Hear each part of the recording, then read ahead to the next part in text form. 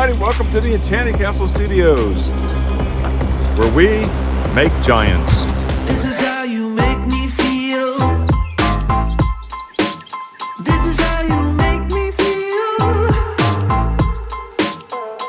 Oh, good, oh, great sunshine. Oh, baby, this is how you make me feel.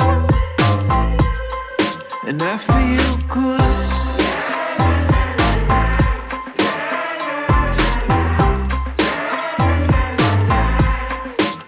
I'm feeling good.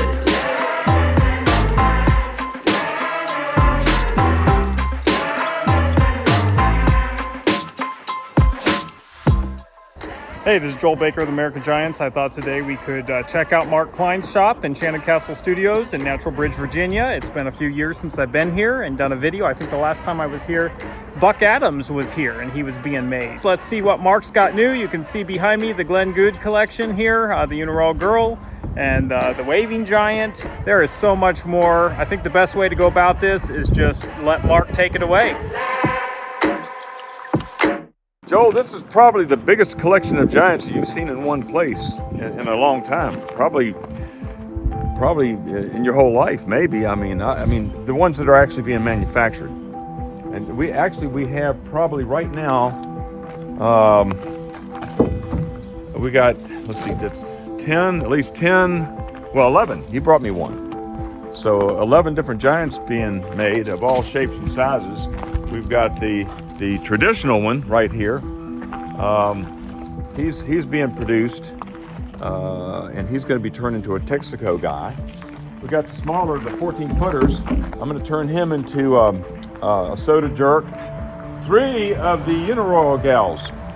One of them's going to Texas, and she's going to be a cowgirl. I've got one going to Tulsa. She's going to be a cowgirl, and then I've got one that's going to be a waitress, and she's going to Illinois. So. And I'm also going to be doing a Big John this year also, and that's going to be going to Motorheads in Illinois. So the mold is right over here. But while we're here, let me show you. We got some of Glenn Good's. Did I pronounce that right? You actually did. I'm the one who says it wrong. Okay, all right. Glenn Good's giants were recently purchased, and they're brought up here. They were brought here for a refurbish. So this is the cowboy. And his head's right over there. There's the lady. The interesting thing about the lady is her skirt was made longer. Glenn was a bit of a purist, I believe. Maybe that's the word for it. So you can see the line drawn here. This is the additional piece of the dress that was added to cover up her legs. We didn't want anybody to get too sexually excited about seeing one of these, although she is very sexy. She's a very sexy lady. Let me just show you how big the hat is. I don't think anybody's ever compared it this way. Here we go. Look at that.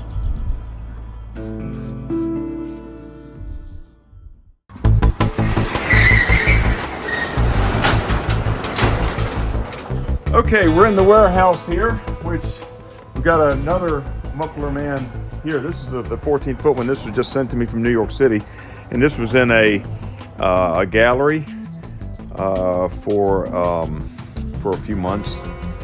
It's going to be put back together. It was made in 2 halves, oddly enough, and the top half of it was on top of a mezzanine, and the other half was underneath, and that's how it was displayed. But it's going to a well-known artist out in LA, so I'm going to be actually putting it back together. Oh, come on down here. We got the infamous Taco Bell boy. What is it? Maybe 5 or 6 of these left in existence that you know of, Joel?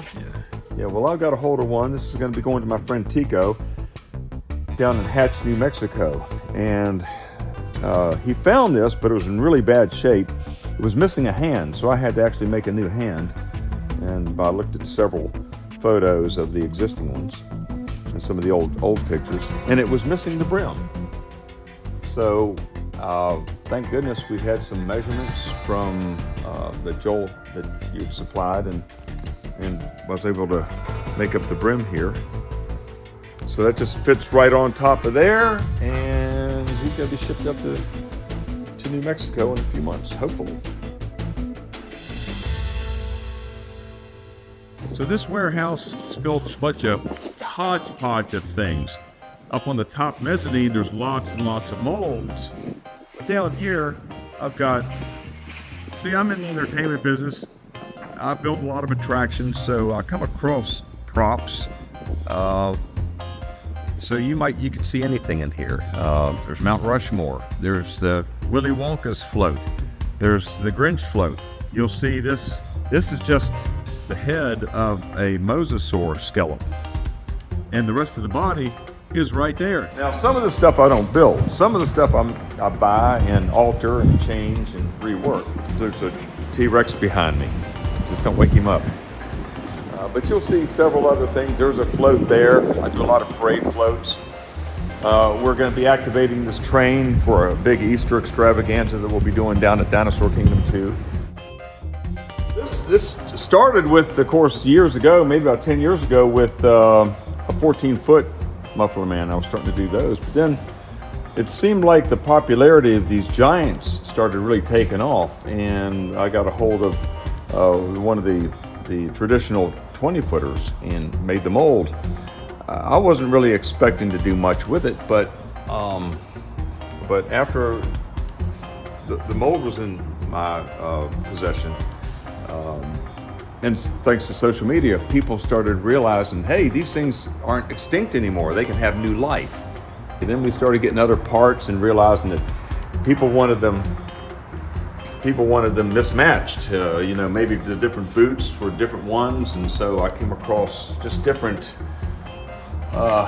heads. So any chance we had to make molds of these things, we just did. So here's the mold for the Taco Bell guy, and molds are tricky to make and to get them done right. And molds are in several pieces. So this mold here is in probably about 10 different pieces, but I had to make the hat separately, of course. But some of them are simpler. The heads are pretty simple to make. It's usually a 4-piece mold. You can see the ones up here. There's Johnny Appleseed up there, which was a rare piece. But these are from the Mufflerman collection. There's the Indian Brave there. There's the Waving Giant.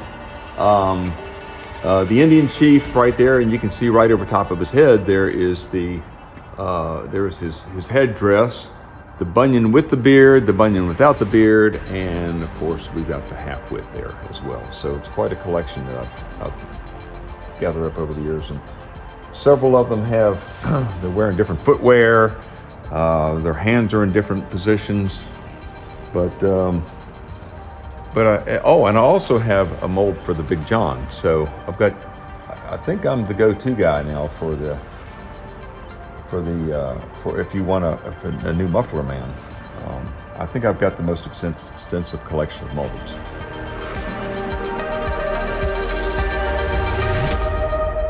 Surrounded now by these 3 big ladies. Sort of reminds me of an episode of Charlie's Angels. They're so beautiful. But this one right here is the one that's going to be done first, and I brought this out here because this is what she'll look like. This is going to be Stella, and she is going up to Tulsa, and she is going to be the girlfriend of Buck Adam. But you can see how she's right now in her bikini stage, and we're going to add the dress over top of her.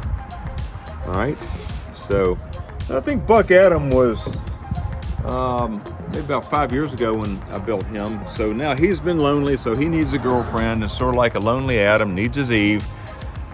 I'm wondering what their kids are going to look like. That's next. And here we've already made up the dresses for the ladies. I had to make a series of 3 because all the ladies that I made up are all going to be wearing these outfits. So I was very fortunate to make the mold off of Glenn Good's lady, and it just came at the right time. Not only do I build these things, but every now and again I'll have one brought to me that needs to be refurbished. Mike the plumber. Mike has an affection, an affinity, or an attraction to these giants himself. Once in a while you run into these giant aficionados that just have to have them. This was one, I'm not sure where he got it, I guess out of New Jersey. It used to be a clown. You can still see it has the It has these cuffs around the boots, so I'm not real sure if he wants to keep these or not. I have to talk to him about it. But you can see this was taken down, totally sanded down. I mean, the gel coat's off of it and everything. So this is what it's like in its purest form.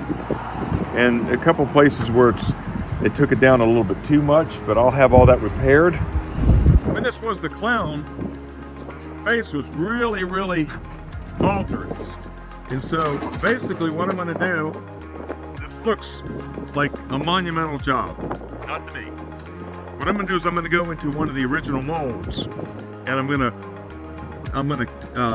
cast this part of the face and basically give him a partial face transplant.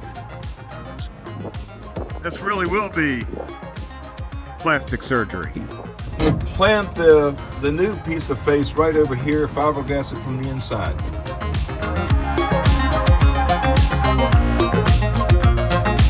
This is the fiberglass, and it just comes in this is called 1.5 ounces, and you can rip it and tear it. And what I'll do is I'll spray glue this up along this cardboard, make a flange, and then we go in with the fiberglass over the whole hand, add the resin which hardens it, and then give it some time, and then that's what makes the actual mold. This is how a mold is made, and this is just a small mold made off the hand. We hot glue cardboard up along the seam so it comes off relatively easy in two pieces, the left side, the right side, and then we have to do an alternate piece for the thumb. But this is so that it can pop off, pretty much it just pops off like this, and then you can see after the fiberglass sets up, this is you get the flange that's right there in the mold. And so we can literally put fiberglass the inside and then on both sides, and then we put it together. We can match up two pieces of the hand, and then we fiberglass it from the inside and pop it out, and there you go.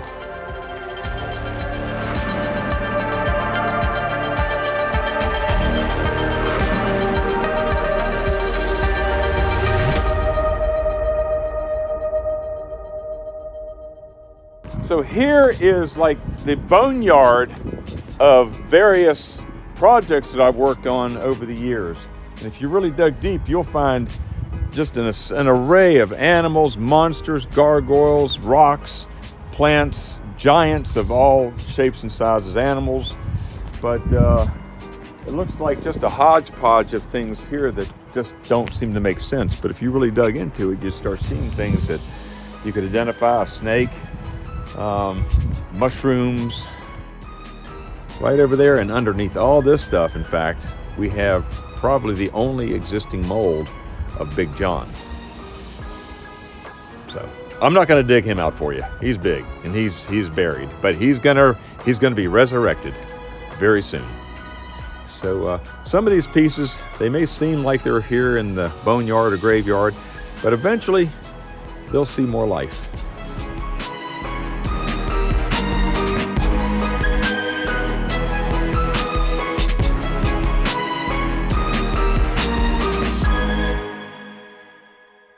I have various giants that I've either built or designed or haven't built, but over the years there are some that just really, this was really far out. I don't know, that one was never built. Oh yeah, here's the pirate girl. The Fonzie looking guy, he's up in Kansas. Now this one was never made, but I like him. Made two of these guys holding the hot dog. Not sure where that one ended up, but I didn't make that one. There's the dentist, never met. Oh, I'm working on this one now. This one is, I think I'm going to alter him. He's going to be he's going to be out of a different mold, but he's a Texaco guy. Oh, this one ended up in Springfield, Missouri or Illinois. I lose track. But he's the chef. Uranus. Okay, Louis Keene. Wouldn't even make a statue of him. This one's yet to be built, but this one's going to Texas, New Jersey. This one may be built yet. It's the engineer, but that one's, I'm in discussions with the lady now about that. Oh, and so we're probably going to turn the Texaco guy into this mold here, the Waving Giant. And this one right here, I'm getting ready to start in about a month or two. And this one's going to go up to Motorheads on Route 66 at Big John.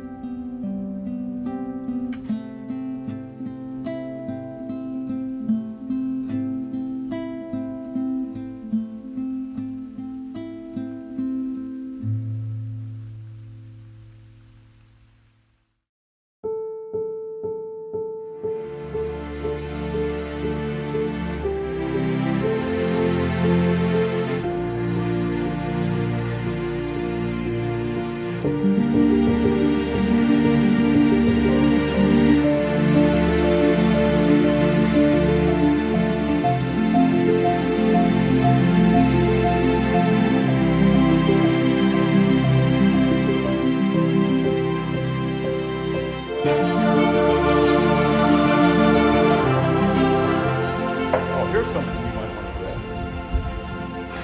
Yeah. Here's a fun thing.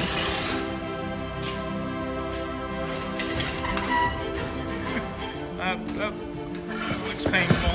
Ow! Ow! Ow! Ow! Ow! Ow! Ow! Oh man, that's a dignity eliminator for sure.